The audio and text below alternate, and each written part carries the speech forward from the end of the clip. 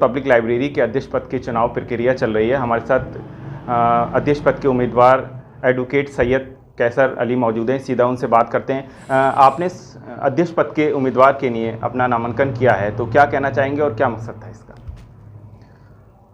यहाँ साबिक़ सदर जो सिंशीन आलम साहब थे, उनके इंतकाल के बाद से जो मौजूदा अबूरी इंतज़ामिया थी, यानी काम चलाऊ जिसको कह सकते हैं, सेक्रेटरी और वही सदर हो गए थे। तो वो टाल मटोल इंतखाब की कर रहे थे, चुनाव टाइम पर कराना के लिए मुख्तलिफ़ बहाने।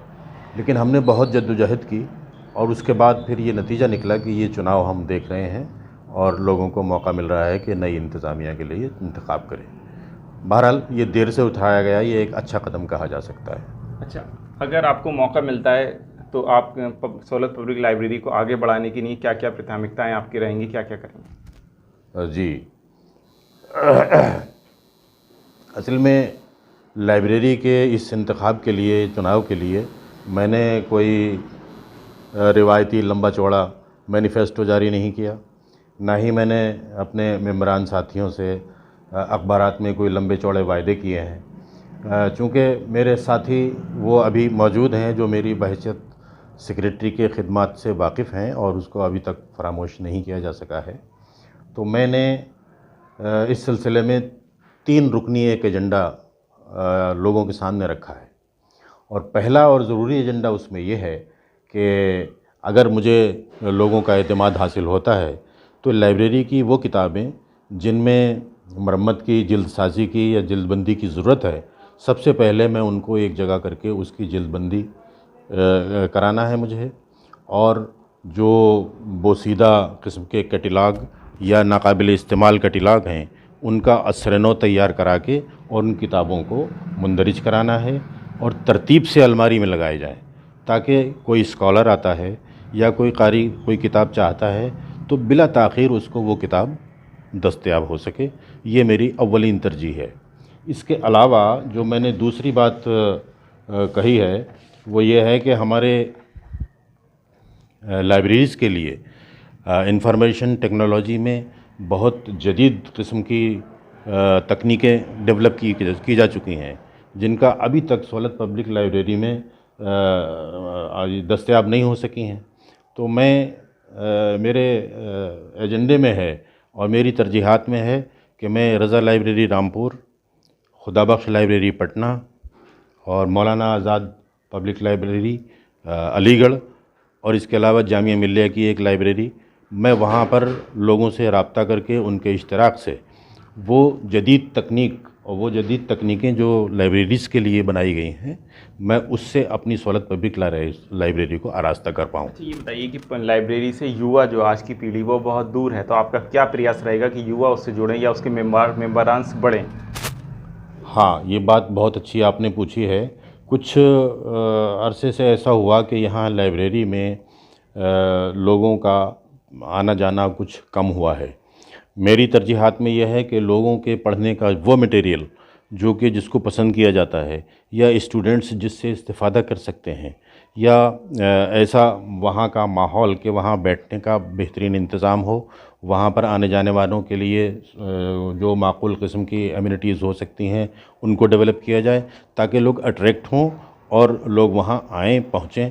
और जो इसका बुनियादी मकसद है कि उर्दू की तरोीज और तरक्की हो, स्टूडेंट्स के लिए बेहतरीन इंतज़ाम हो और जो है ऐसा माहौल क्रिएट हो कि उससे स्कॉलर्स भी फ़ायदा उठाएं, स्टूडेंट्स भी फ़ायदा उठाएं और आम कारी की पहुंच वहाँ आसान हो। ये मेरे तरजीहात जानना चाहेंगे और हमारे दर्शक भी सोलत जो लाइब्रेरी है इस समय उसकी क्या क्या खस्ता हालात है, या इस समय बिल्डिंग कैसी है, या अभी उसको ज़रूरत है कि उसको पैसा मिल के उसको अच्छा सा किया जाए?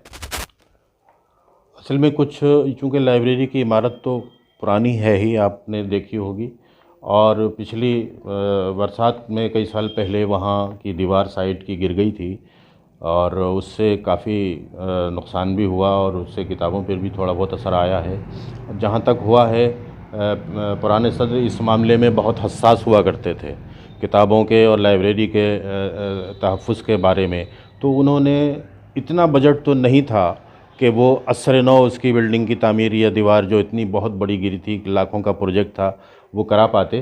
लेकिन फिर भी उन्होंने शीट्स को लगा के उसको महफूज करने का इंतज़ाम तो कम से कम किया ही है। और इसकी बेहतरी के लिए आगे देखा जाएगा कि फ़ंड्स किस तरह से कलेक्ट हो सकते हैं और इसको किस तरीके से बेहतरीन हमने बिल्डिंग। देखा कि अगर सोशल वर्क की बात करें तो आप काफ़ी लोगों की मदद करते हैं, और रामपुर शहर की बात करें तो एक आपके अंदर एक चर्चित नाम भी हैं आप, तो कैसे इस नाम कमाने के लिए या लोगों की मदद करने के लिए क्या कहना चाहें, किस तरह से लोगों की आप मदद करते हैं? असल में हमने अपना जो माजी में ऐसा हुआ है कि कई तंजीमों के ताल्लुक़ से या अपने साहिब खैर हज़रात के ताल्लुक़ से, अपने ज़ाती ताल्लुक़ात से, ख़ुद अपनी कुछ बाज़ तरह जेब ख़ास से भी लोगों के लिए आसानियाँ पैदा करने का काम किया है। वो बहरहाल फ़र्दन तो ना बताया जाना चाहिए, ना बताना मुनासिब है, लेकिन फिर भी एक जज्बा है जिसकी तकमील हम करते हैं। अब चूँकि ये हमारा एक मिल्ली और कौमी इदारा है, हमारा इससे जज्बाती रिश्ता है, हम इसके लिए भी वो सब कुछ करेंगे जो हमारे रीच में होगा। अच्छा, ये बताइए कि अध्यक्ष पद के उम्मीदवार तो और भी हैं, जैसे नासिर खान अली भी हैं और भी हैं, जैसे ज़ीशान मुराद भी हैं, तो ऐसे में कहाँ आप चुनाव देखेंगे और किससे मानेंगे अपना चुनाव, और अब आप फील्ड में जा रहे हैं तो आपको क्या लग रहा है? असल में अभी तक बाज़ाब्ता तौर पर तो कोई उम्मीदवार सामने नहीं आए हैं, चूँकि आज 6 तारीख़ है, 6 तारीख़ तक नामिनेशन का सिलसिला चल रहा था। तो अब ये नामिनेशन फ़ाइनल होने के बाद, ये नाम वापसी का टाइम गुज़रने के बाद सही पोजीशन सामने आ जाएगी और फिर उससे अंदाज़ा होगा।